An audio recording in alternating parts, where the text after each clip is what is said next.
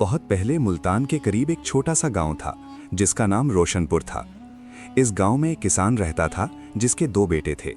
बड़े बेटे का नाम शेरू और छोटे बेटे का नाम रेशू था। एक दिन खेतों में काम करते हुए किसान की मौत अचानक हो गई। बिजली कड़की और मेहा बरसा, लेकिन किसान उठ ना सका। शेरू और रेशू के हाथ से सब कुछ छूट गया। माँ पहले ही मर चुकी थी। दोनों भाई बिल्कुल अकेले रह गए। गांव वालों ने उन्हें पनाह दी, लेकिन मामू जलाल खान ने आकर सारी जमीन हड़प कर ली। उसने कहा, तुम बच्चे हो, तुम्हारी जमीन की हिफाजत मैं करूंगा। लेकिन वो तो जमीन बेचना चाहता था। शेरू की आंखों में आंसू थे और रेशू उसकी बाहें पकड़े रोता रहा। इसी रात मामू ने घर के दरवाजे बंद कर दिए और कहा, सुबह तक यहाँ से निकल जाओ। शीरो 10 साल का था और रेशो सिर्फ 7 साल का। दोनों भाई बेघर हो गए। मामू ने उन्हें घर से निकाल दिया और कहा, जाओ जहां जाओ, मैं तुम्हारा कोई नहीं। शीरो अपने छोटे भाई का हाथ पकड़कर गांव की गलियों में निकल पड़ा। भूख प्यास से रेशो की आंखें धुन हो गईं। शीरो ने उसे एक पीपल के दरख्त के नीचे बिठाया और खुद पानी लेने गया। जब वापस आया तो रेशो रो रहा था। शीरो ने पूछा, क्या हुआ? रेशो ने कहा, भैया मुझे डर लग रहा है। शीरो ने कहा, डरना नहीं, मैं हूं ना। लेकिन शीरो की आंखों में खुद आंसू थे। उसने अपने बाप की कब्र पर जाने की सोची, लेकिन रास्ता भूल गया। सूरज ढल गया और अंधेरा छा गया। रात को उन्होंने खेतों में पड़ी एक पुरानी चारपाई पर गुजारी। शीरो ने अपना खाट रेशो को दे दिया और खुद फर्श पर सो गया। 3 दिन भटकने के बाद वो एक घने जंगल में पहुंच गए। रात का अंधेरा था और जंगल में वहशी जानवरों की आवाजें आ रही थीं। अचानक एक भेड़िया उनके सामने आ खड़ा हुआ। शीरू ने रेशो को अपने पीछे छुपा लिया और डंडा उठा लिया। भेड़िया बड़बड़ाया और करीब आया। तभी एक कोयल दरख्त से उड़कर उनके सामने आई। उसने अपनी चोंच खोली और इंसान की तरह बोली, भाग जाओ, ये भेड़िया खतरनाक है। शीरू हैरान रह गया। कोयल ने फिर कहा, जल्दी करो। शीरू रेशू का हाथ पकड़कर भागा और एक गार में जा छुपा। भेड़िया कुछ देर वहां फिरा और चला गया। रेशू सांस फूले लगा और उसका दिल तेज धड़कने लगा। शीरू ने उसे चुप करवाया और कहा, अब हम महफूज हैं। गार के अंदर अंधेरे में रेशू ने शीरू की उंगली पकड़ ली और कहा, भैया तुम हो तो मुझे डर नहीं। गार के अंदर अंधेरा था। रेशो डरते डरते शेरू से चिमट गया। कोयल भी उनके पीछे आ गई और गार के अंदर एक पत्थर पर बैठ गई। शेरू ने कहा, तुम बोलती कैसे हो? कोयल ने कहा, मैं आम परिंदा नहीं हूँ, एक दरवेश ने मुझे ये ताकत दी थी। मैं तुम दोनों को जंगल से बाहर निकाल सकती हूँ, लेकिन उसके लिए तुम्हें मेरी एक बात माननी होगी। शेरू ने कहा, जो कहो मानेंगे। कोयल ने कहा, तुम्हें दरियाए सिंध के उस पार जाना होगा। वहाँ एक पुराना दरख्त है जिसके नीचे एक सुरह पानी का चश्मा है। वो पानी पीने से भूख प्यास खत्म हो जाती है। रेशो ने कहा, मुझे बहुत भूख लगी है। कोयल ने कहा, सब्र करो। शेरू ने रेशो के सर पर हाथ फेरा और कहा, कोयलबाजी सच कह रही हैं, हमें सब्र करना होगा। रेशो ने सर हिलाया और चुप हो गया। सुबह हुई तो कोयल ने उन्हें रास्ता दिखाया। वो तीनों जंगल से गुजरते हुए एक बड़ी नदी पर पहुंचे। नदी में सैलाब आया हुआ था और पानी बहुत तेज बह रहा था। शेरू ने रेशो को अपनी पीठ पर बिठाया और नदी में उतर गया। कोयल ने कहा, रुको, मैं पहले देखती हूँ। वो उड़कर गई और वापस आई। कहा, यहाँ से थोड़ा आगे एक पत्थर है जिस पर से गुजर सकते हो। शेरू एहतियात से पत्थरों पर चलता हुआ दूसरी तरफ पहुंच गया। रेशो के पांव में चोट आ गई और वो जोर से रो पड़ा। शेरू ने उसे झंझोड़ा और कहा, हिम्मत रख, अभी बहुत कुछ देखना है। शेरू की आवाज में लर्जिश थी।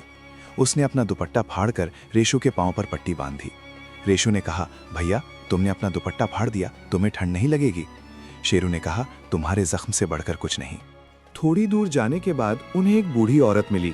वो रास्ते में बैठी रो रही थी। शेरू ने पूछा, अम्मा जी आप क्यों रो रही हो? बूढ़ी ने कहा, मेरे पोते को लोगों ने अगवा कर लिया है, वो उसे बेचने के लिए ले गए हैं। शेरू ने कहा, हम आपकी मदद करेंगे। कोयल ने कहा, यह खतरनाक हो सकता है। शेरू ने कहा, नहीं, हमें इसकी मदद करनी चाहिए। बूढ़ी ने उन्हें रास्ता बताया कि डाकू एक पहाड़ी खो में छुपे हैं। शेरू ने रेशो को बूढ़ी के पास छोड़ा और खुद कोयल के साथ आगे बढ़ा। रेशो रोकर बोला, भैया मुझे मत छोड़ना। शेरू ने कहा, बस आधे घंटे में आया। रेशो के हाथ कांप रहे थे। बूढ़ी ने रेशो को गोद में बिठा लिया और कहा, बेटा डर मत, तेरा भाई बहादुर है। रेशो ने कहा, मेरा भैया सबसे बेहतर है। शीरू जब डाकुओं के खो के करीब पहुंचा तो उसने देखा कि 4 डाकू आग जला रहे हैं और एक छोटा बच्चा रस्सियों से बंधा हुआ है। कोयल ने कहा, मैं इनकी तवज्जो हटाती हूँ, तुम बच्चे को लेकर भाग जाना। कोयल उड़कर डाकुओं के सरों पर मंडलाने लगी और जोर शोर से चिल्लाई। डाकू परेशान होकर उसे पकड़ने लगे। शीरू ने दरख्त की आड़ लेकर बच्चे को छुड़ाया और तेजी से भागा। डाकुओं ने पीछा किया, लेकिन शीरू ने एक तंग रास्ते में जा छुपा। बच्चे का नाम असद था और उसकी उम्र शीरू जैसी थी। जब वो बूढ़ी औरत के पास वापस आए तो रेशु भी उन्हें देखकर खुश हो गया। रेशु ने भाई को गले लगाया और कहा, मुझे पता था तुम वापस आओगे। असद ने शीरू का शुक्रिया अदा किया और कहा, तुम मेरे भाई हो। शीरू मुस्कुराया और बोला, अब हम सब भाई हैं। बूढ़ी औरत ने उन्हें अपने घर रुकने की दावत दी। उसने कहा, तुमने मेरे पोते को बचाया, अब तुम मेरी औलाद हो। शेरू ने कहा, अम्मा हमें आगे जाना है। बूढ़ी ने कहा, रात रुको, सुबह चले जाना। रात को खाना खाने के बाद शेरू बाहर आया और आसमान की तरफ देखकर दुआ मांगी, ए अल्लाह, मेरे बाप ने मुझसे कहा था कि सच्चाई और इंसाफ की राह ना छोड़ना, मैं वही करूंगा, लेकिन मेरे भाई की हिफाजत कर। उसकी आंखों से आंसू बह रहे थे और हाथ कांप रहे थे। रेशु अंदर से आया और उसे गले लगाकर बोला, भैया तुम रो क्यों रहे हो? शेरू ने कहा, रो नहीं रहा, दुआ कर रहा हूं। उसका दिल बहुत बोझल था। रेशु ने कहा, भैया मैं भी दुआ करूं? शेरू ने कहा, हाँ, हम दोनों मिलकर दुआ करेंगे। दोनों भाइयों ने आसमान की तरफ हाथ उठाकर दुआ मांगी। सुबह के वक्त कोयल ने आवाज दी कि अभी जाना है। बूढ़ी ने उन्हें खाना दिया और दरख्त के नीचे बैठकर दुआ दी। रास्ते में एक दलदल आई जिसमें से गुजरना मुश्किल था। कोयल ने कहा, मेरे पर बहुत मजबूत हैं, मैं तुम्हें थोड़ा सा उड़ाकर ले जाऊंगी, लेकिन ज्यादा देर नहीं कर सकती। शेरू ने रेशु को अपने गले से लगाया और कोयल ने उनके कांधों को अपने पंजों से पकड़ा। वो आहिस्ता आहिस्ता हवा में उठे और दलदल के दूसरे किनारे जा गिरे। रेशु ने कहा, वाओ कोयल बाजी, तुम बहुत ताकतवर हो। कोयल ने कहा, बस तुम दोनों के लिए। रेशु ने कहा, मुझे तो उड़ना बहुत अच्छा लगा। शेरू मुस्कुराया और कहा, कोयल बाजी ने हमारी जान बचाई। कोयल ने कहा, चलो अभी बहुत दूर जाना है। शेरू ने रेशु का हाथ पकड़ा और वो तीनों आगे बढ़ गए। अब वो कई दिनों से चल रहे थे। रेशो काफी कमजोर हो चुका था। उसके पैरों में छाले पड़ गए थे और उसे बुखार था। शेरू ने उसे अपनी पीठ पर उठाया और चलता रहा। एक दिन वो एक बड़े कब्रिस्तान के करीब पहुंचे। शेरू ने वहां अपने बाप की कब्र तलाश करने की कोशिश की, लेकिन पता न चला। वो एक कब्र के पास बैठकर फूट फूट कर रो पड़ा। उसने कहा, अब्बा, तुमने मुझे अकेला छोड़ दिया, मेरा दिल अब बहुत बोझल है। रेशो भी उसके साथ रो पड़ा। कोयल ने पास बैठकर कहा, उठो, अब वक्त नहीं है, अभी तुम्हें एक और सदमा झेलना है। शेरू ने कहा, और क्या होगा? कोयल ने कहा, आगे चलो, पता चल जाएगा। शेरू ने अपने आंसू पोंछे, रेशो को उठाया और कहा, चलो भाई, अब्बा हमें ऊपर से देख रहे हैं। रेशो ने कहा, हाँ भैया। शाम को वो एक गांव पहुंचे जहां एक बहुत बड़ा बाजार लगा हुआ था। हर तरफ रंग बिरंगी दुकानें थीं और लोग खरीदारी कर रहे थे। रेशु ने एक मिठाई की दुकान देखकर कहा, भैया मुझे मिठाई खानी है। शीरू ने जेब में हाथ डाला तो वहां सिर्फ 2 पैसे थे। उसने वहीं बैठकर एक लोटा पानी भरा और रेशु को पिलाया। इतने में एक सौदागर आकर बोला, तुम दोनों यहाँ क्यों बैठे हो? शीरू ने कहा, हम मुसाफिर हैं। सौदागर ने कहा, मेरे घर आओ, खाना खा लो। शीरू ने इनकार कर दिया क्योंकि उसे लोगों पर भरोसा नहीं था। कोयल ने कहा, यह शख्स ईमानदार है, मैं जानती हूँ। शीरू ने कहा, ठीक है, चलते हैं। रेशु ने कहा, भैया कहीं कोई जाल तो नहीं? शीरू ने कहा, कोयल बाजी ने कहा है तो ठीक होगा। वो तीनों सौदागर के साथ उसके घर चले गए। सौदागर के घर रात को खाना खाने के बाद अचानक बाजार में शोर मच गया। 10 मुसल्ला आदमी घर में घुस आए और सौदागर को बांधकर उसका सारा माल लूटने लगे। शेरू ने रेशु को एक बोली के पीछे छुपा दिया और खुद दरवाजे की तरफ बढ़ा। एक डाकू ने उसे देख लिया और तलवार उठा ली। कोयल ने तेजी से उड़कर डाकू की आंखों में चोंच मारी और डाकू चीखता हुआ गिरा। शेरू ने मौका देखकर सौदागर की रस्सी खोली। बाकी डाकुओं ने घेरा ले लिया। तभी दूसरी तरफ से गांव के लोग डंडे लेकर आ गए और डाकू भाग गए। सौदागर ने कहा, तुमने मेरी जान बचाई। शेरू ने कहा, यह तो कोयल का कमाल है। सौदागर ने कोयल को सलाम किया। रेशु बोरी के पीछे से निकला और बोला, भैया तुमने फिर से बहादुरी दिखाई। शेरू ने कहा, बहादुरी नहीं, फर्ज है। सुबह सौदागर ने शेरों को सोने का एक सिक्का दिया और कहा, यह तुम्हारे सफर के काम आएगा। शेरू ने शुक्रिया अदा किया और आगे बढ़ गया। अब वो एक बहुत बड़े पहाड़ के दामन में पहुंचे जहां से एक चौड़ा रास्ता कस्बों को जाता था। रास्ते में उन्हें एक जख्मी हरन मिला। उसके पांव में कांटा चुभ गया था और वो चल नहीं सकता था। शेरू ने रेशु से कहा, पानी ला। उसने हरन का पांव संभाला और आहिस्ता से कांटा निकाला। हरन ने सर उठाया और इंसान की तरह बोला, तुमने मेरी मदद की, मैं तुम्हारी मदद करूंगा। शेरू हैरान हो गया कि आज दूसरा जानवर बोला। रेशु ने कहा, यह क्या हो रहा है? सब जानवर बोलने लगे हैं। शेरू ने कहा, शायद यह हमारे लिए अच्छा है। हरन ने कहा, तुम ठीक कह रहे हो, मैं तुम्हारा साथ दूंगा। हरन ने कहा, मैं इस जंगल का रखवाला हूं, तुम जहां जाना चाहते हो मैं रास्ता बता सकता हूं। शेरू ने बताया कि हमें वो दरख्त तलाश करना है जिसके नीचे सुर्ख पानी का चश्मा है। हरन ने कहा, वो जगह बहुत दूर है, लेकिन मैं तुम्हें ले चलता हूं। रात होने तक वो एक गहरी वादी में पहुंचे। वहां एक बहुत बड़ा पीपल का दरख्त था जिसकी शाखें आसमान को छू रही थीं। हरन ने कहा, ये वही दरख्त है। शेरू ने इधर उधर देखा लेकिन कोई चश्मा नजर न आया। इतने में कोयल ने कहा, दरख्त के नीचे खोदो। शेरू ने हाथों से मिट्टी खोदना शुरू की। रेशु ने कहा, बहुत थक गया हूं भैया। शेरू ने कहा, बस थोड़ा और सब्र कर। हरण ने कहा, मैं तुम्हारी मदद करता हूं, और अपने सींग से मिट्टी खोदने लगा। शेरू ने हरण का शुक्रिया अदा किया। थोड़ी देर में जमीन से पानी निकलना शुरू हुआ, जो सुर्ख था, बिल्कुल खून की तरह। रेशो डर गया और बोला, भैया ये तो खून है।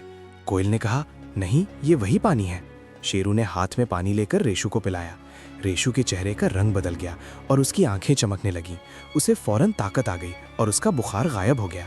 शेरू ने भी पानी पिया तो उसे ऐसा लगा जैसे वो हवाओं में उड़ रहा है।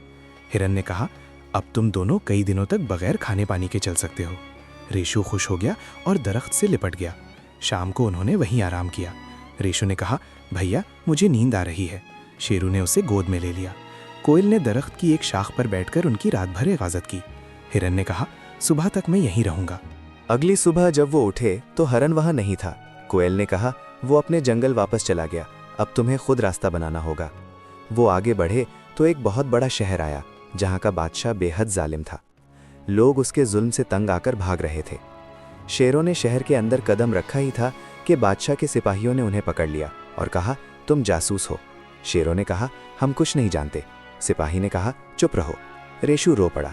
सिपाहियों ने उन्हें जेल की एक कोठरी में बंद कर दिया। अंदर अंधेरा था और चूहे दौड़ रहे थे। शेरों ने रेशु को गोद में ले लिया और कहा, घबराना नहीं। रेशु ने कहा, मुझे बहुत डर लग रहा है भैया। शेरों ने कहा, मैं हूं ना। कोयल ने कहा, मैं भी हूं, कोई परेशान होने की बात नहीं। शेरों ने कोयल को अपने कंधे पर बिठा लिया। जेल में बंद रात को शेरू को डर लगने लगा। उसने अपने बाप का चेहरा याद किया और आंखें बंद कर लीं। अचानक उसे एक अजीब सा ख्वाब आया। उसने देखा कि एक रोशनी उसके पास आती है और कहती है, कल सुबह दरवाज़ा खुला होगा, भागकर बादशाह के महल के पिछले दरवाजे पर जाओ। वहाँ एक पुरानी किताब पड़ी है, जिसे पढ़ो और सच्चाई जानो। शेरू आंखें खोलकर उठा। सुबह देखता है तो जेल का दरवाज़ा वाकई खुला था। उसने रेशु और कोयल को लिया और तेजी से भागकर महल के पिछले दरवाजे पर पहुंच गया। वहां एक किताब पड़ी थी जिसके औराक पुराने पीले हो चुके थे। शेरू ने उसे उठाया। रेशु ने कहा, ये क्या है भैया?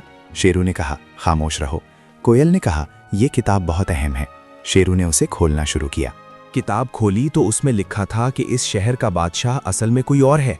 उसने 15 साल पहले हकीकी बादशाह को कत्ल किया और खुद तख्त पर बैठ गया। कत्ल की रात हकीकी बादशाह के बेटे को एक खादिम ने बचा लिया था। कुछ लोगों ने गवाही दी, लेकिन जालिम बादशाह ने उन्हें कत्ल करा दिया। अब सिर्फ एक शख्स जिंदा है जो इस राज को जानता है। वो है हकीकी बादशाह का वही खादिम जो आज शहर के कब्रिस्तान में एक झोंपड़ी में रहता है। शीरू ने किताब बंद की। रेशु ने पूछा, क्या लिखा है? शीरू ने कहा, बहुत बड़ा राज है। रेशु ने कहा, मुझे भी बताओ। शीरू ने कहा, चलो पहले उस खादिम को ढूंढते हैं। कोयल ने कहा, मैं रास्ता बताऊंगी।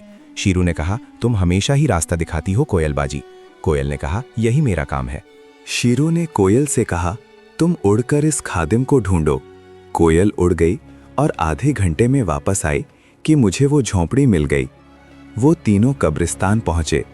झोंपड़ी के अंदर एक बहुत बूढ़ा आदमी बैठा था। उसकी दाढ़ी सफ़ेद थी और आंखें धन गई थीं। शीरू ने किताब दिखाई तो बूढ़े ने कहा, तुम्हें ये किताब कहाँ से मिली? शीरू ने सारी बात बताई। बूढ़े ने कहा, मैं वही खादिम हूँ। मेरे पास हकीकी बादशाह की अंगूठी है जिसे वो पहनता था। इस अंगूठी को देखकर सब जान जाएंगे। उसने अंगुली से अंगूठी उतारी और शीरू को थमा दी। शीरू के हाथ कांप रहे थे। बूढ़े ने कहा, अब तुम ही सब कुछ बदल सकते हो। रेशु ने कहा, भैया तुम बहुत बहादुर हो। बूढ़े ने कहा, तुम दोनों बहादुर हो। तुमने बड़ी मुश्किलें बर्दाश्त की हैं।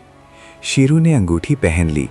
शीरू ने अंगूठी पहन ली और शहर के वस्त में मौजूद चौक में पहुंच गया। वहां लोगों का हजूम था और जालिम बादशाह अपने घोड़े पर सवार अदालत जा रहा था।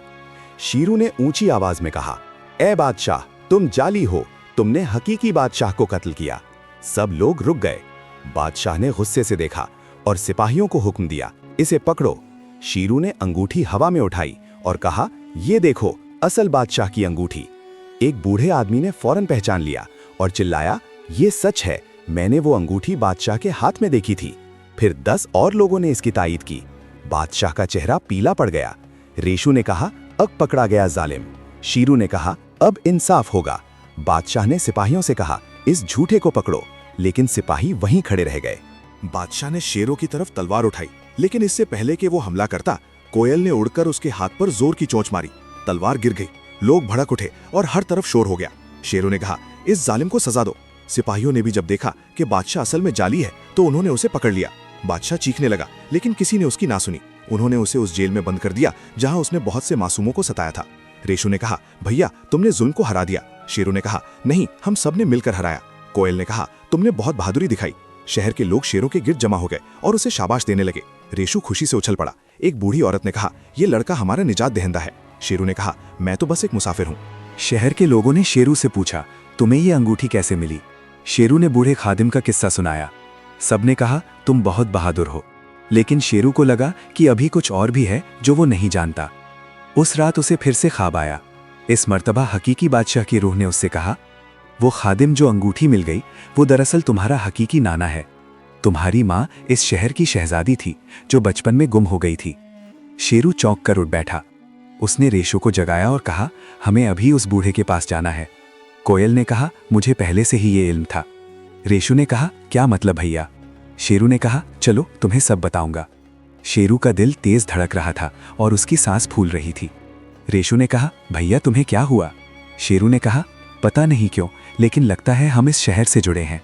सुबह होते ही शेरो कब्रिस्तान की तरफ भागा। बूढ़ा खादिम अभी जिंदा था। शेरों ने उसे अपना ख्वाब सुनाया। बूढ़े की आंखों से आंसू बहने लगे। उसने कहा, मेरी बेटी तुम्हारी माँ थी, मैं वो खादिम हूँ, लेकिन मैं असल में शहजादी का बाप था। तुम मेरे पोते हो। वो रोना धोना शुरू हो गया। उसने शेरों को सीने से लगा लिया। रेशो भी वहाँ खड़ा सब कुछ समझ गया। तीनों एक दूसरे से लिपट कर रोए। इस मुकाम पर सच्चाई मुकम्मल तौर पर खुल गई। शेरों और रेशो का ताल्लुक इस शहर के हकीकी शाही खानदान से था। इस दिन शहर में खुशी की लहर दौड़ गई। बूढ़े ने कहा, मेरे पोते अब शहर संभालो। शेरों ने कहा, नाना आप भी साथ रहोगे? बूढ़े ने कहा, हमेशा। रेशो ने कहा, तो हम शहजादे थे? शेरों ने कहा, हाँ, और अब हमें इंसाफ करना है। सबने शेरों को नया बादशाह बनाने का फैसला किया। शेरों ने कहा, मैं तो छोटा हूँ। लोगों ने कहा, तुमने बहादुरी से जुल्म का खात्मा किया, तुम हमारे लायक हो। 14 बरस की उम्र में शेरो तख्त पर बैठा। उसने रेशु को अपना वजीर बनाया और कोयल को अपना खास मशीर। बूढ़े नाना को महल में जगह दी। मामू जलाल खान जो जमीन लेकर भाग गया था, उसे ढूंढकर सजा दी गई। उसकी अपनी ही साजिश उस पर उलट पड़ी और वो गांव वालों के हाथों पकड़ा गया। शेरों ने पूरे शहर में इंसाफ का निजाम कायम किया और सब खुश रहने लगे। कोयल हमेशा उसके कंधे पर बैठती रही और रेशु ने कहा, भैया सबक ये मिला कि सच और हिम्मत से सब कुछ मुमकिन है। शेरों ने कहा, और एक सबक ये कि जुल्म का अंजाम हमेशा बुरा होता है। शहर में खुशियों का दौर आया और कोयल की आवाज़ हर सुबह सुनाई देने लगी। शेरू और रेशु ने कोयल के लिए महल के बाग में खास दरख्त लगवाया जहां वो अपने खानदान के साथ रह सके। शहर वाले कहते थे, जहां सच्चाई होती है वहां कामयाबी खुद आती है।